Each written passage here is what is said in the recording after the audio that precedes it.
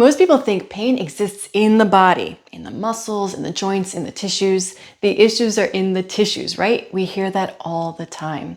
So if it hurts here, for example, the problem must be here. And the same goes for performance. We tend to believe that if we grow bigger, stronger tendons and muscles, that will somehow become indestructible. But the truth is, your nervous system is running the whole show. If your brain doesn't feel safe, it can shut down movement, create pain, drain your energy, make you anxious, make you sick, and a host of other symptoms that most of us experience on a daily basis. Let's take a look at how that works.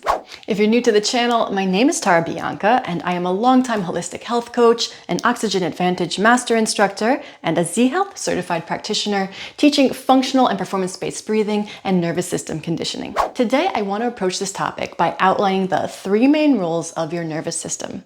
So number one is input. Your nervous system has to receive information from both the internal and the external environments. We call this sensory input, or you might even hear it referred to as afferent signaling or ascending signaling to the brain.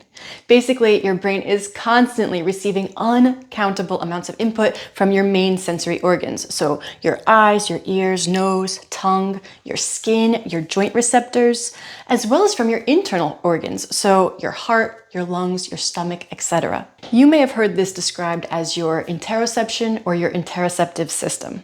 And this signaling processing is happening every second of every day. So role number one of your nervous system is receive input. Number two, integration. What are you going to do with all of that input? Your brain has to process all of that information. It has to determine which signals to pay attention to and which it can disregard. It compares the signals coming into past experiences. It has to decide what all this input means. It makes predictions about what's about to happen and how to best proceed forward. So again, role number two is integration. And then number three, output. Your brain chooses a response based on its level of safety and its ability to predict accurately. This is sometimes referred to as efferent signaling, meaning top-down or brain-to-body. We typically think of an output as a movement.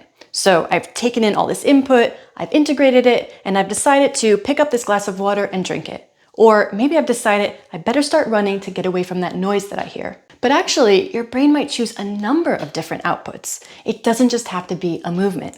We say that the output of greatest priority is pain. And yes, I just said that pain is an output from the brain, not an input to the brain. We'll get more into this in future videos.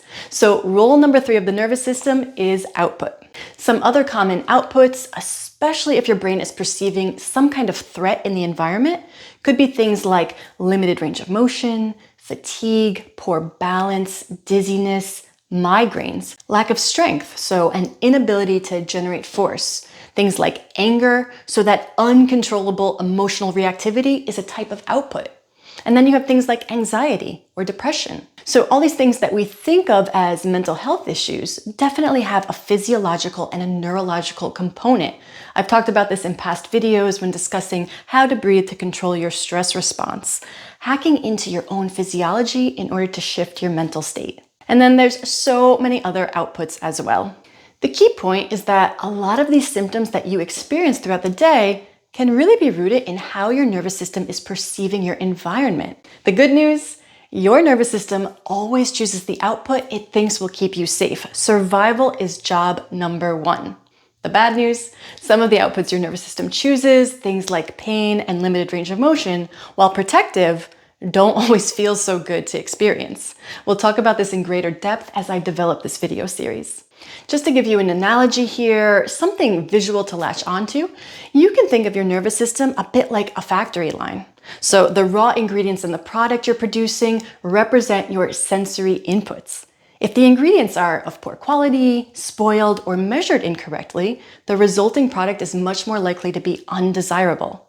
Inside the factory, machines combine those ingredients. This represents your integration process. If the machines are well-tuned and the instructions are clear, everything runs smoothly. But if the machines are worn out, confused, or overloaded, the process breaks down. At the end of the line, you get the finished product. This is your output. So high-quality ingredients plus a smooth factory assembly equal an excellent final product. But poor ingredients and/or a faulty assembly equal a defective product. In your body, this might be stiffness, fatigue, or pain. Your brain works exactly like the factory. Better inputs and better processing equal better outputs. So while it may be great that you're strength training, doing your mobility work, foam rolling, getting massages, cold plunging, etc., if you're doing all of those things and still not improving your movement or your pain patterns, it may be time to consider what's going on in your nervous system. Where can you clean up your inputs? And how can you get your brain to more accurately predict your environment in order to unlock the desired outputs of pain-free movement and improved performance? Right now, I'm offering a discount on one-to-one neuro coaching to help you find those imbalances and inefficiencies in your nervous system that might be blocking you from achieving your desired results for your health and for your performance. You can reach out to me by email for more information. In the next video, we'll talk more about this idea of safety as the priority and why you often experience pain, stiffness, and fatigue even when there's technically nothing wrong with you. Please like and subscribe, leave a comment, and I'll see you in the next video.